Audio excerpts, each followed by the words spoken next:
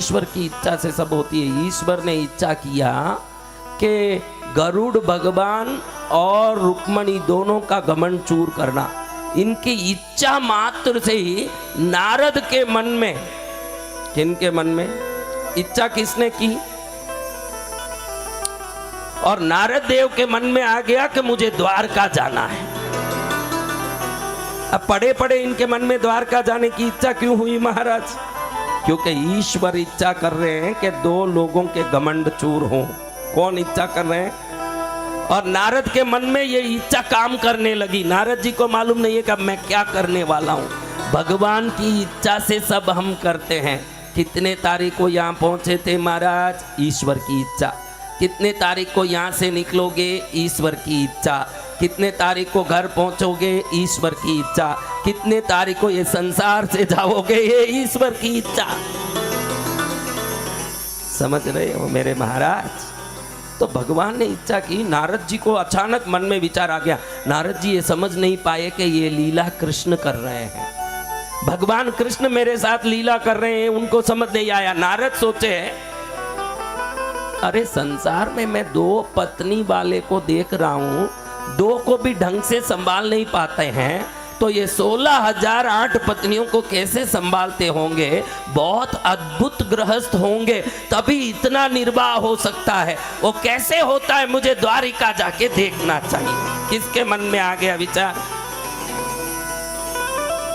ये विचार द्वारिका देखने की नहीं है। भगवान के मन में रुक्मिणी और गरुड़ के घमंड चूर करने की जो विचार आई, वो नारद में घुस के काम कर रहा है, जो नारद को मालूम नहीं है ये बात। वैसे नारद जी कलह करवाते हैं कि नहीं? जगह जहां गए वहां क्या कराते हैं?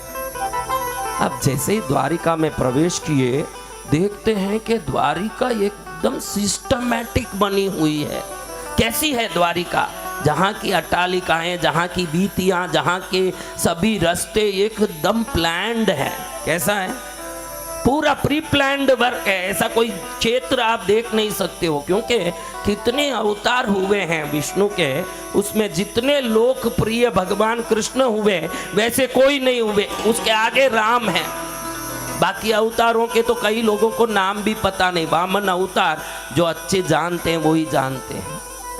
हाँ, नरसिंह अवतार अच्छे भक्त जानते हैं, लेकिन राम कृष्ण को तो पामर प्राणी भी जानता है कि राम कृष्ण है। तो ऐसे राम कृष्ण जी के द्वारिका को देख रहे हैं। कई महल तो वो भी सुंदर, कई झोपड़े तो वो भी सुंदर, कोई बस्ती तो वो भी सुंदर, कई गली तो वो भी सुंदर। नारद जी को लगा ये कैसे? दुनिया में जहाँ झोपड़े होते हैं वहाँ रुदन के आवाज होते हैं, वहाँ क्लेश झगड़े होते हैं, बच्चे बाहर लड़ते रहते हैं, औरतें रोती रहती है, गरीबी के मारे कोई दुखी रहता है। यहाँ तो हर जगह आनंद दिख रहा है। कोई रोगी नहीं दिख रहा है, कोई दुखी नहीं दिख रहा है, कोई तकलीफ में नहीं दिख रहा है। क्या माया है? किसी घर में देखना चाहिए। ऐसे ही किसी घर में घुस गए। अभी वो तो नारद ऋषि है, देव शक्तियों से भरे, इनको कोई नहीं देख सकता, ये सबको देख सकते। ऐसी माया लेके घरों में घुस रहे हैं। किसी घर में घुसे तो देख रहे हैं कि भगवान कृष्ण उस घर में माँ बाप का पैर दबा रहे हैं। किसका? नारद जी आश्चर्य में पड़ गए कि इनके बच्चे बेटे तो ना कृष्ण है नहीं, इधर पैर क्या दबा रहे हैं? बड़े आश्चर्य से कुछ देर देख रहे थे। कुछ भी आश्चर्य सुलझा नहीं, मन में प्रश्न सुलझा नहीं। बड़े यूं आश्चर्य करते हुए आगे निकल गए। दूसरे घर में घुसते हैं तो वहाँ पंडितों के साथ बैठ के भगवान कृष्ण शास्त्र विचार कर रहे हैं। क्या कर रहे हैं? हाँ, शास्त्र पर वाद विवाद कर रहे हैं। यहाँ भी कृष्ण? अच्छा।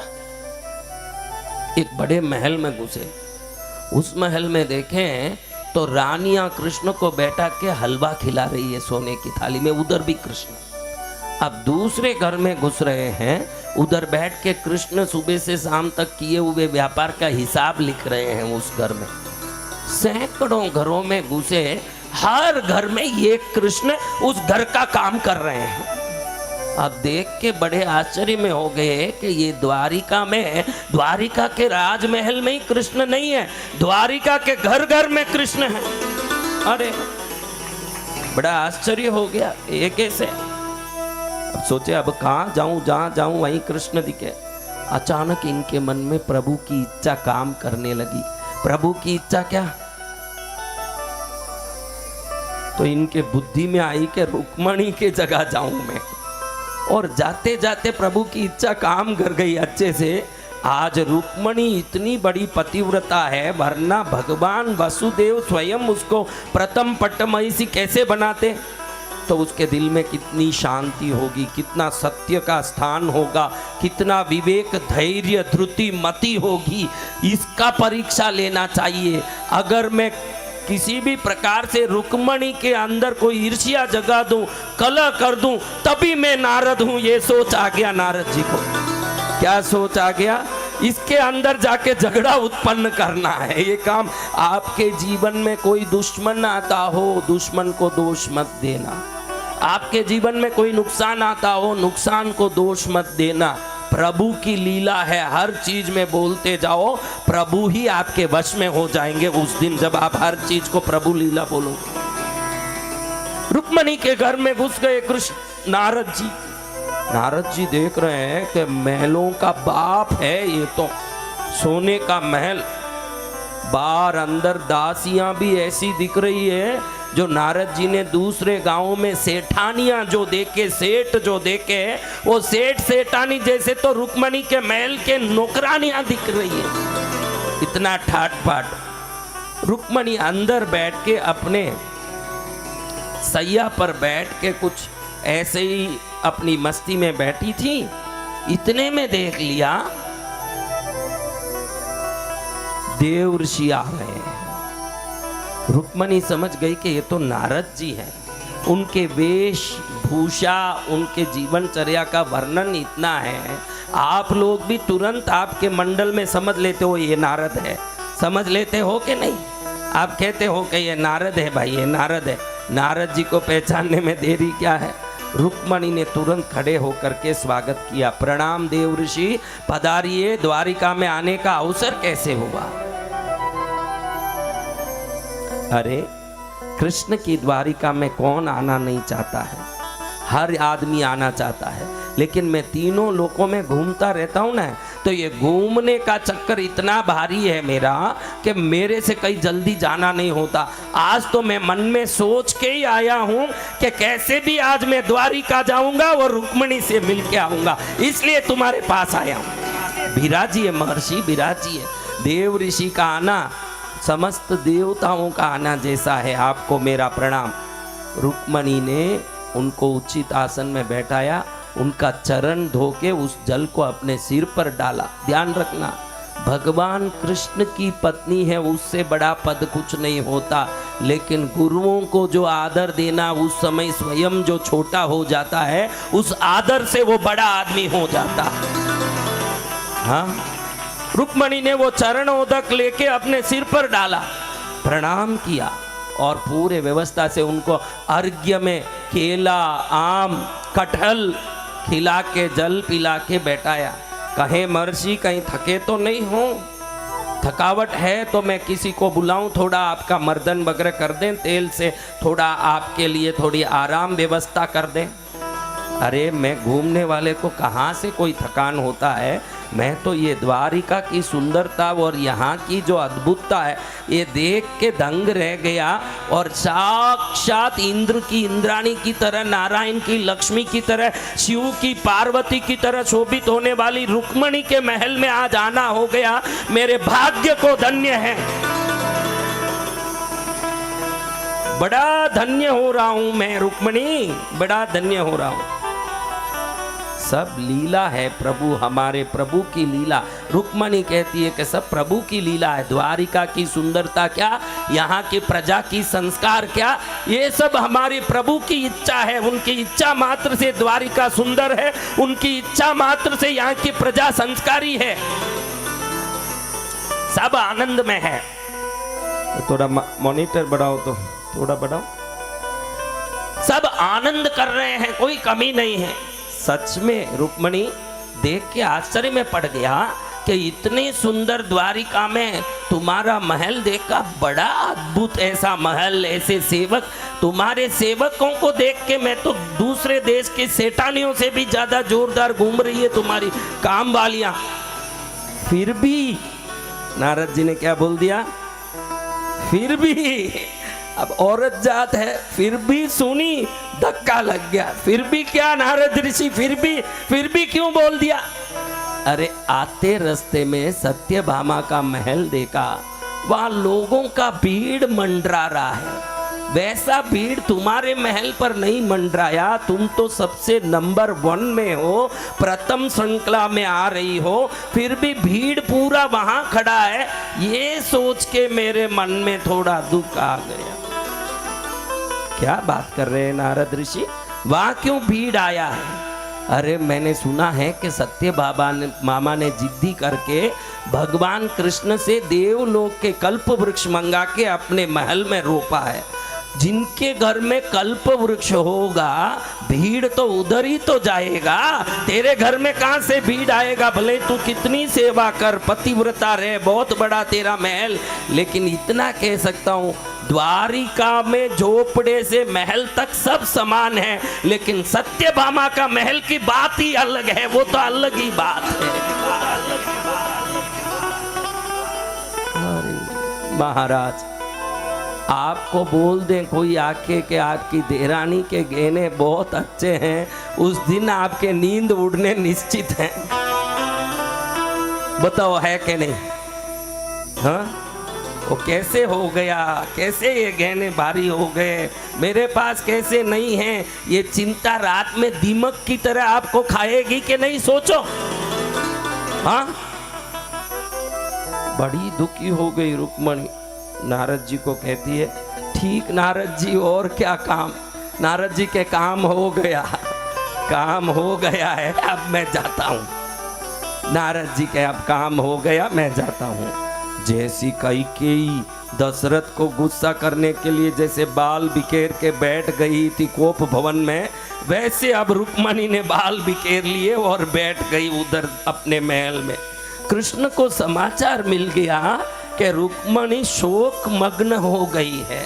तुरंत दौड़े दौड़े आए। देखो 16,008 पत्नियों को हैंडल करना हो तो कैसे हो सकता है, सोचो। इसीलिए वो पूर्ण पुरुषोत्तम है, जिनको माया से बनी संसार को संभालना आता है। आप ये ध्यान रखना, वो 16,008 पत्नियां नहीं है, वो मायाएं हैं जिनको अच्छे से वश में करने कृष्ण को आता है। आप दुखी इसलिए हो जो माया को वश में नहीं कर पड़े, और आप माया के वश में हो। कृष्ण में ना आप में फर्क इतना ही है, उन्होंने माया को वश में कर लिया, आप माया के वश में हो, इतना ही फर्क, इतना ही समझ रहे हो? अबे कृष्ण आ गए। रुक्मणी, प्यार का आवाज है।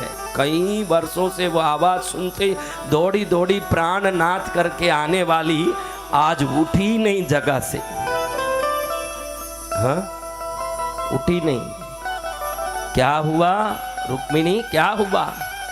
देव ऋषि आए थे। अच्छा, आ गए, समझ गया, फिर तो समझ गया। देव ऋषि आ गए, समझ गया मैं फिर तो। क्यों रो रही हो न, क्यों बिलक रही हो न, क्यों चिल्ला रही हो न, सब मैं समझ गया कि देव ऋषि आ गए। कौन आ गए?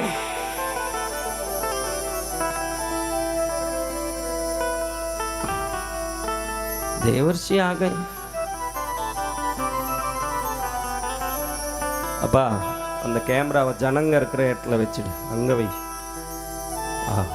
முன்னாடி கூட்டத்தை காண। तो महाराज कृष्ण पूछते हैं क्या हुआ?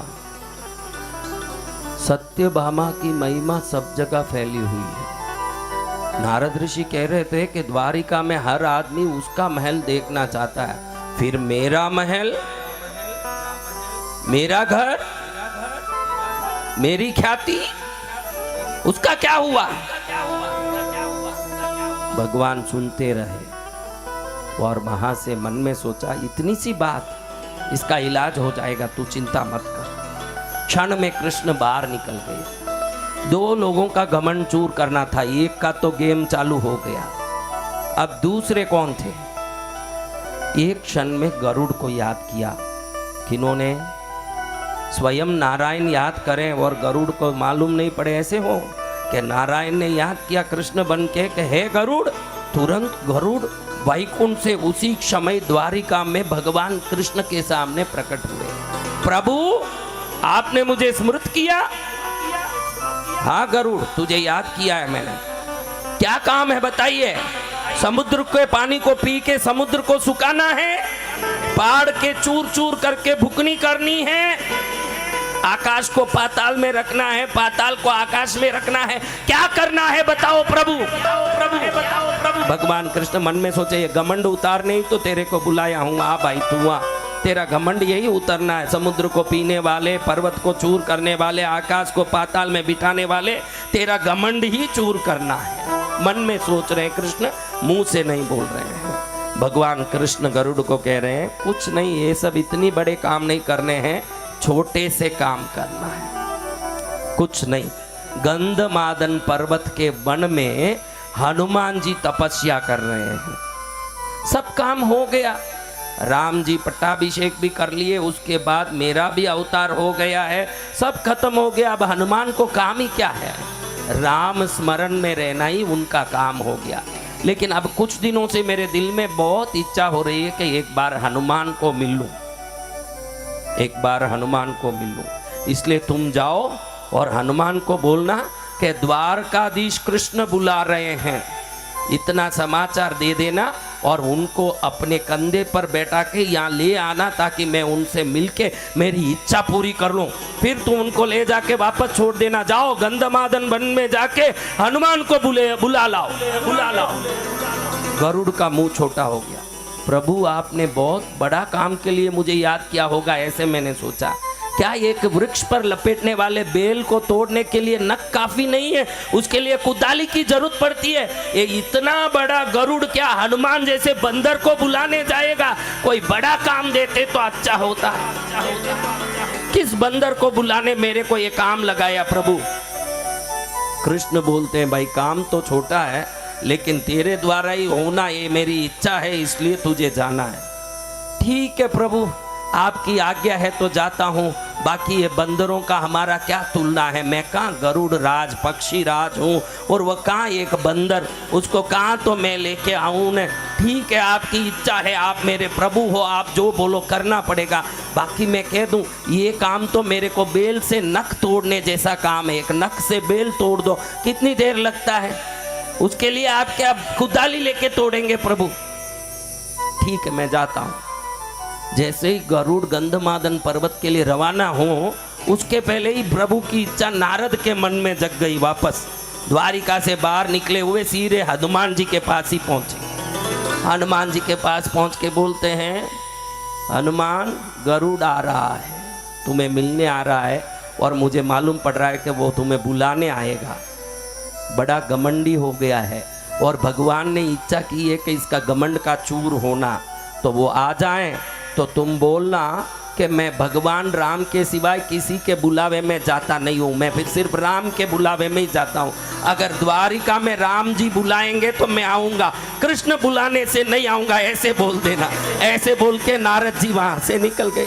जैसे ही नारद जी निकले, हनुमान जी वापस तप वेश में बैठ के जय जय राम सीताराम, जय जय राम सीताराम, जय जय राम सीताराम, जय जय राम सीताराम, जय जय राम सीताराम, जय जय राम सीताराम, जय जय राम सीताराम, जय जय राम सीताराम, जय जय राम सीताराम, जय जय राम सीताराम, जय जय राम सीताराम। अभी गरुड़ जी को वेग आया, प्रभु को थोड़ा भी आजकल ध्यान नहीं रहता, इतने छोटे काम के लिए मुझे भेजते हैं। एक क्षण में ये काम करके नक्की कर दूं, प्रभु को मालूम पड़े कि ऐसा काम मेरे लिए तुच्छ काम है। पहाड़ों को पार करते हुए, समुद्रों को, नदियों को, तालाबों को पार करते हुए, आकाश के बादलों को चीरते हुए फटाफट गरुड़ जी पहुंच रहे हैं। कहाँ पहुंच रहे हैं? गंधमादन पर्वत में, जहां वन में हनुमान जी तप कर रहे हैं। उनका दूर से तेज और दिव्यता देखते ही गरुड़ जी अपने पंख जोड़ करके एकदम धीरे से नीचे उतर गए, ताकि उनका तप बिगड़े नहीं। नीचे उतरते ही हनुमान जी को पहले ही नारद जी का समाचार मिल गया था। हनुमान जी ने जोर से अपने जांग पर एक मार मारा। अरे बेटा, अरे बेटा। गरुड़ जी विचार में पड़ गए। बेटा, हनुमान जी, मैं पक्षीराज गरुड़ हूँ। मेरे बड़े भाई सूर्य के सारथी अरुण हैं। मेरे बड़े भाई ही सूर्य का रथ वाहन का चालक हैं। हमारे परिवार में सब एक से एक बड़े हुए हैं। मेरे इन पंखों के आहत से कितने करोड़ों लोग मरे हुए हैं। पंख से एक झपड़ा मारूं तो बड़े बड़े राक्षस मरे हुए हैं। मैं वो सिद्ध महाशक्ति आज भगवान की आज्ञा से आपके पास आया हूं। भगवान की आज्ञा से? आप भगवान की आज्ञा से आए हो? मेरे राम की आज्ञा से? राम की आज्ञा नहीं, कृष्ण की आज्ञा से आए हो। कृष्ण की आज्ञा से क्या है? द्वारकाधीश ने आपको याद किया है, आपको मिलना चाहते हैं, बहुत इच्छा हो रही है, आपको बुलाया है। द्वारकाधीश कृष्ण बुलाए हैं जी, आपको बुलाए हैं। तुरंत बैठिए मेरे कंधे पर, एक क्षण में उड़ के मैं आपको द्वारका पहुंचा दूंगा। अरे, जिस हृदय को फाड़ के राम सीता को दिखाया, वो शरीर क्या कोई मक्खन चोर के पास जाएगा? वो शरीर क्या कोई गोपियों से नाचने वाले व्यक्ति के पास जाएगा? क्या बोल रहे हो? क्या बात कर रहे हो? जो अपनी पत्नी के जिद्दी पर देवलोक में जाके पारिजात वृक्ष तोड़ के लाके स्त्री लोलुप करता हो, उसके पास हम जाएंगे? हम परम ब्रह्मचारी राम जी और सीता माँ के सिवाय किसी का दर्शन करते नहीं हैं। एकदम गरुड़ जी को आया गुस्सा। इसको मालूम नहीं है कि राम ही कृष्ण बने हुए हैं। ऐसे जोर मार रहा है ये बंदर के पूंछ को पकड़ के पछाड़ दूं, ऐसे मन में आया। फिर सोचे प्रभु का आज्ञा है भाई, क्या करें। आप आ तो जाइए एक बार द्वारका में, प्रभु से मिल तो लीजिए। ये आंख राम के सिवाय किसी को देखेंगे नहीं। हनुमान जी भी नारद जी के बताए हुए मार्ग पर बराबर चल रहे हैं। ये आंख बराबर राम जी के सिवाय किसी को देखेंगे नहीं, राम के सिवाय किसी को मिलेंगे नहीं। जाके अपने द्वारकाधीश को कह दो, अगर द्वारका से राम जी का बुलावा आए तो हनुमान आएगा, वरना नहीं आएगा। गरुड़ को लगा दो ठोकूं। फिर मन में आया प्रभु को जाके कह दूं कि ये नाटक कर रहा है, इस बंदर को बुलाने मुझे क्यों भेजा है। उनको ही जाके मैं फटकारूंगा। घमंड से चूर गरुड़ जी निकले वहां से, सीधा द्वारका पहुंचे। क्या गरुड़, क्या हनुमान जी नहीं आए तुम्हारे पर बैठ के, पीछे आ रहे हैं क्या? कृष्ण जी आतुर होके पूछे। उनको सब मालूम ही है क्या हो रहा है। अरे आना क्या, वो बंदर ने इतनी अपमान किए मेरे और आपके, बोलता है मक्खन चोर, औरतों के पीछे घूमने वाला, पाखंडी, क्या क्या बोला। मैं तो गुपचुप सुन के आ गया, 2 थपेड़े मेलने वाला था, लेकिन आपको समाचार दूं। क्या बोला हनुमान ने? हनुमान बोलते हैं कि द्वारका हो कि मथुरा, मुझे राम जी का बुलावा आए तो ही मैं आऊंगा। इतनी सी बात, इसके लिए तू वापस आ गया? तू ही बोल देने था हाँ राम का बुलावा है, जा वापस बोल कि राम जी का ही बुलावा है, राम जी बुला रहे हैं तुमको, जा बोल के आ। अब उसके पास कैसे जाऊं प्रभु? बड़ा दुष्ट दिख रहा है, पूंछ हिला हिला के बात करता है। उसके सामने मैं पंख हिलाने को वहां जगह भी नहीं है, घेरा हुआ है सब। कैसे बात करूं? उसके सामने कोई बात नहीं होती। मैं नहीं जाऊंगा, मेरा आदेश है, तुझे जाना पड़ेगा। हनुमान को कहना पड़ेगा कि राम जी का बुलावा द्वारका में आया है, तुझे आना पड़ेगा, तुझे आना है। अब आदेश है भाई, प्रभु का आदेश है, सेवक को क्या करना? वापस। ठीक है, आदेश है तो जाता हूं, कर्म खोटे। ऐसे करके गरुड़ जी निकलने लगे। गरुड़ जी वापस गंधमादन पर्वत पहुंचे, उसके पहले नारद जी वापस हनुमान जी के पास पहुंचे। जाके कहते वापस आ रहा है, ध्यान रखना। अब बोलेगा कि राम जी बुला रहे हैं, इतने में ठंडे मत पड़ जाना। कहना कि सीता भी साथ बुलाती है तो ही आऊंगा, नहीं तो मैं नहीं आने वाला। सीता भी साथ बुलाएगी जब आने वाला हूं, ऐसे मैं नहीं आने वाला हूं। ऐसे बोल देना, देखो ये प्रभु की इच्छा है, वही मैं बोल रहा हूं, सावधान रहना। नारद जी ने अच्छे से बत्ती लगा दी, वहां ढंग से जल रहा है कि नहीं देख भी लिया, फिर वहां से निकल के रफू फरार हो गए। अब ये गरुड़ जी पहुंच गए, मुंह ऐसे करके खड़े हुए हैं, क्योंकि पहले से ही शत्रुता हो गई, अब प्रेम से बात करना रहा नहीं। द्वारका से राम जी बुला रहे हैं आपको। तो हनुमान जी बोले, अच्छा राम जी बुला रहे हैं, तो मेरे राम जी क्या अकेले बुलाते हैं? वो तो हमारे सीता के हृदय प्रिय हैं। मैं तो तभी आऊंगा जब राम और सीता दोनों बुलाएंगे, वरना मैं नहीं आऊंगा। राम और सीता दोनों बुलाएंगे। राम जाने, गरुड़ के मुख से राम का नाम निकला, राम जाने के इस दुष्ट को कौन बुद्धि देता है। अभी पहले तो बोल के भेजा कि राम जी बुलाए तो आए, अब राम जी ने बुला लिया, अब बोले कि सीता बुलाए तो आऊंगा। बड़े गुस्से में आ गए, तू जाने न तेरा राम जाने माता। ऐसा करके गुस्सा करके गरुड़ जी वापस कहां पहुंच गए? द्वारका में पहुंच गए। कृष्ण बोले, समाचार दे दिया भाई, आ रहे हैं हनुमान जी, आ रहे हैं, कह रहे हैं कि बिना सीता आऊंगा नहीं। ऐसे बंदर को कहां से पकड़ के आपने पूरे रामायण में माथा फोड़ी कर रही? ये मेरे पीछे पड़ा हुआ है, मेरे को इधर से उधर घुमा रहा है, उधर से इधर। सुबह से घूम घूम के परेशान हो गया हूँ, पानी का भी ठिकाना नहीं। प्रभु की आज्ञा पूरे करते करते मेरा पान निकल जाएगा लगता है। अच्छे क्या बोला रे भाई, उसने बोला तो क्या ये तो बता। अरे वो बंदर बोलता है कि बिन सीता के बुलावा वो राम बुलाए तो भी नहीं आएगा। अच्छा इतनी सी बात, इसके लिए गुस्सा करके आ गया। अरे मैं राम हूं तो बिन सीता के थोड़ी राम हूं। बोल जाके कि आपको द्वारिका में राम और सीता दोनों दर्शन देंगे, आओ बोलेंगे, आओ बोलेंगे, आओ। अरे वापस उसके पास जाना पड़ेगा। बंदर इतना तमतमाता है कि उसके सामने खड़ने में ही बड़ी मजबूरी आती है। फिर आप उसके पास भेजोगे? इस बार तो मैं सीधा नहीं जाऊंगा, देखना मैं क्या करता हूं। अभी गरुड़ के मन में आया कि इतना बल में रखे, उसके बाद ये बंदर की बात सुन सुन के आता हूं, इस बार बात नहीं करूंगा, हाथ बात करेगा मेरा। ऐसे बोल के सीधे गंधमादन पर्वत में नीचे उतरे। हनुमान जी को पहले ही समाचार मिला हुआ था ही, क्योंकि नारद जी बराबर प्रभु की इच्छा वहां पहुंचा रहे हैं ढंग से। अब वहां पहुंचे तो गरुड़ जी को, गरुड़ मेरा बेटा आ इधर, ऐसे किया हनुमान जी ने। तुरंत गुस्सा आया, घड़ी घड़ी मेरे को बेटा बेटा करता है, मैं क्या इसका बेटा हूं? मैं पक्षियों का राजा हूं, मेरा इज्जत उड़ाए, अभी देख मुक्का मारता हूं।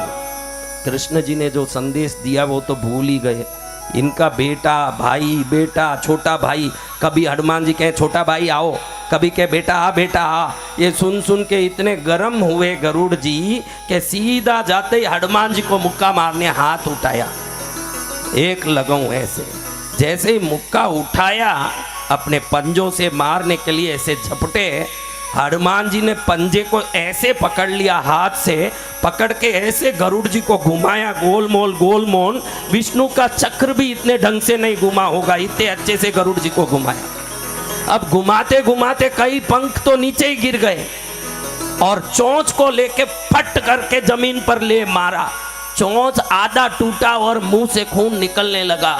और इतने में दोनों पंख, अभी पंजे को छोड़ के दोनों पंख पकड़ लिया हनुमान जी ने। पंख पकड़ के जैसे झूला झूलवाते हो ऐसे ऊपर से नीचे कूदावे। अभी वो छोड़ दे रे भाई मेरे छोड़ दे, मुझे छोड़ दे। आज ऐसे पकड़ पकड़ के जमीन पर पटके, मैं पक्षी राजा हूँ ये बात याद आ रही है गरुड़ को। मैं सूर्य का सारथी अरुण का भाई हूँ ये याद आ रहा है। फिर एक एक याद आए, जब जब धमेड़े पड़े एक एक और, हाय रे मुझे छोड़ो रे, हाय रे। फिर एकदम पस्त हो गए जब गिर गए नीचे। गिरते गिरते बोले कुछ तो मुझे बोलने दो भाई, मुझे बोलने दो, हाथ जोड़ता हूँ मुझे छोड़ दो। अभी प्राण ही बचा है वो भी मत निकाल दो, नारायण जी की सेवा बाकी है मेरी।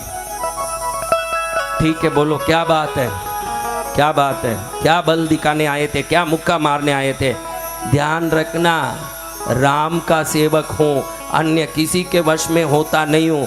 ज्यादा कुछ पंजा अंजा उठाने की कोशिश करोगे, पंख सब फाड़ फाड़ के यही पटक दूंगा, ध्यान रखना।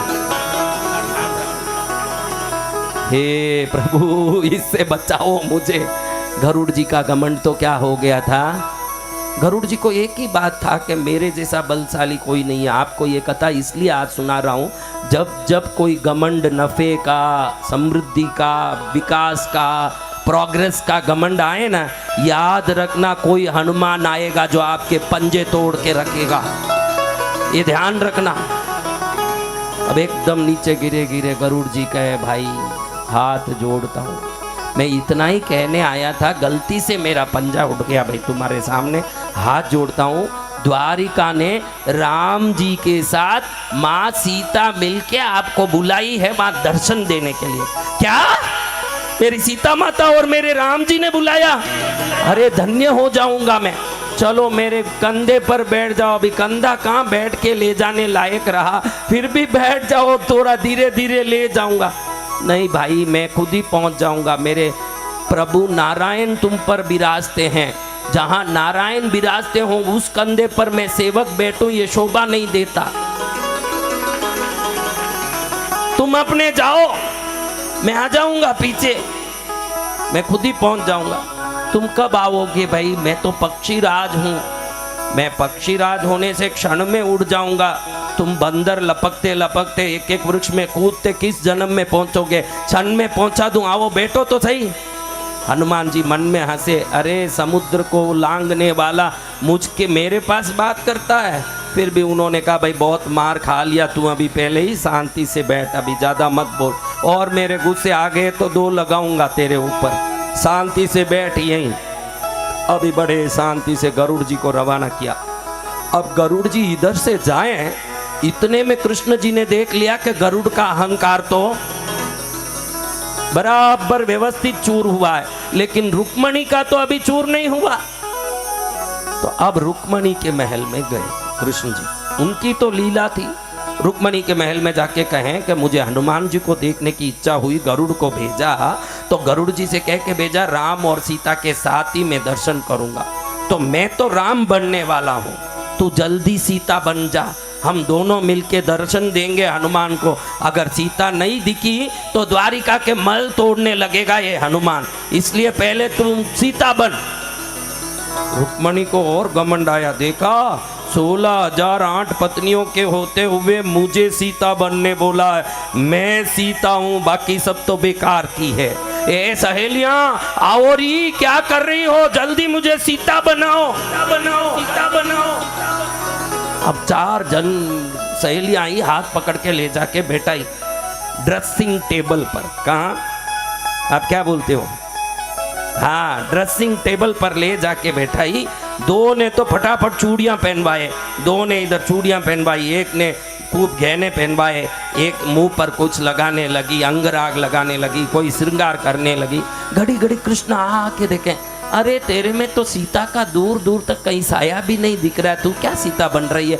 जल्दी बन, अभी हनुमान आ जाएगा, फिर बोलेगा कि किसने बुलाया, पूरा द्वारिका को ध्वस्त कर देगा, जल्दी तैयार हो जा। अब वो जितनी कर रही है श्रृंगार, उतना ही मन में आ रहा है कि क्यों प्रभु बोल रहे मैं सीता जैसी नहीं हूँ, सीता जैसी नहीं हूँ। मन का विचार आया, प्रभु बोल दिए कि कहाँ सीता ने, कहाँ तू श्रृंगार की पुतला दिख रही है, कहीं सीता तो कहाँ दिख रही है? वो पतिव्रता राम की अर्धांगिनी, उसकी छाया भी तेरे में नहीं दिख रही है। थोड़ी देर में यही सोच सोच के रुक्मणी को लगा, मैं सीता तो नहीं दिख रही हूँ, फिर ये श्रृंगार करके क्या करूँगी? तुरंत बाहर आई, अपने पति कृष्ण को बोले, मैं सीता नहीं बन पाऊंगी प्रभु, मैंने सब कर लिया, लेकिन मेरे में सीता की छाया नहीं आ पा रही है, क्या करूं? कृष्ण बोले, वो घमंड है ना तेरे में, उसको नीचे उतार के रख, वो तुरंत सीता बनेगी तू। वो घमंड के कारण तू सीता नहीं बन पा रही है। नहीं, मेरे से नहीं होगा। तुरंत कृष्ण गए सत्यभामा के घर, सत्यभामा को तुरंत जगा रहे हैं कि जल्दी कर, हनुमान आ रहा। मैंने कह दिया कि द्वारका में राम सीता का दर्शन हो रहा, तुझे बुलाया है, और अभी सीता को नहीं देखेगा तो हनुमान कुपित हो जाएगा, जल्दी सीता बन। तुरंत सत्यभामा कहती है, प्रभु सीता बनना थोड़ी पड़ता है, अगर आप मेरे राम हैं तो मैं आपकी सीता हूं, इसमें बनना क्या? मैं सीता ही हूँ प्रभु, इसमें बनना क्या है, इसमें वेश नहीं करना पड़ता प्रभु। सीता एक गुण है, सीता एक वेश नहीं है। वो गुण जब आप कृष्ण बने तभी मेरे अंदर आ गई थी। मैं आपकी हूँ और आप कृष्ण और राम सब है, तो मैं सत्यभामा और सीता सब हूँ। इसमें संदेह क्या है, संदेह क्या है, संदेह क्या है, मैं सब कुछ हूँ। उसने कोई चूड़ी पहनी न कोई गहना पहनी, एक मिनट मन में सोची कि मेरे राम ही कृष्ण बन के आए हैं, तो मैं लक्ष्मी ही सीता बनी थी और मैं ही अब रुक्मणी सत्यभामा बनी हूँ, तो मैं ही सब कुछ हूँ। ऐसे एक मिनट सोच के आंख खोल के देखती है तो रामायण की सीता बन गई स्वयं, एक ही क्षण में वो रूप बदल गए। इधर देखो तो कृष्ण राम बन गए, हनुमान जी भी क्षण में आ गए उधर।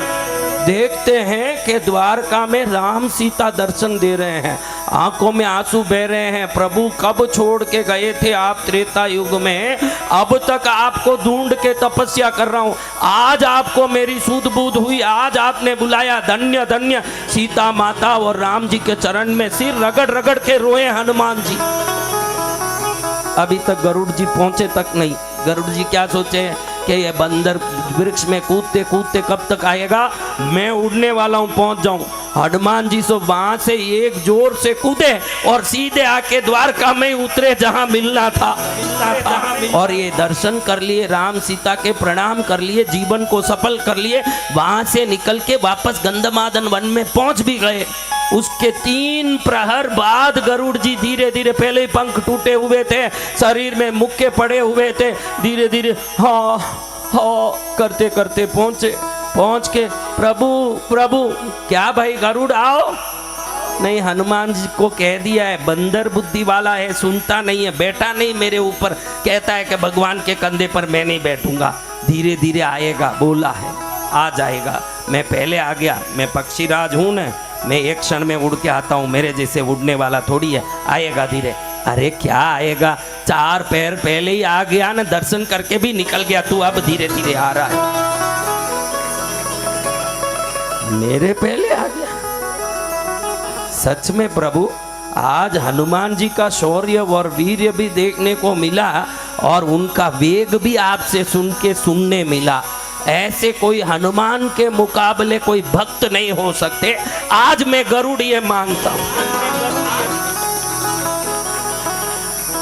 आज मैं ये मानता हूं, प्रणाम, मेरा गर्व चूर चूर हो गया, मेरी बुद्धि ठिकाने आ गई प्रभु, अब मैं घमंड नहीं करूंगा। इधर रुक्मिणी दौड़ी दौड़ी आई।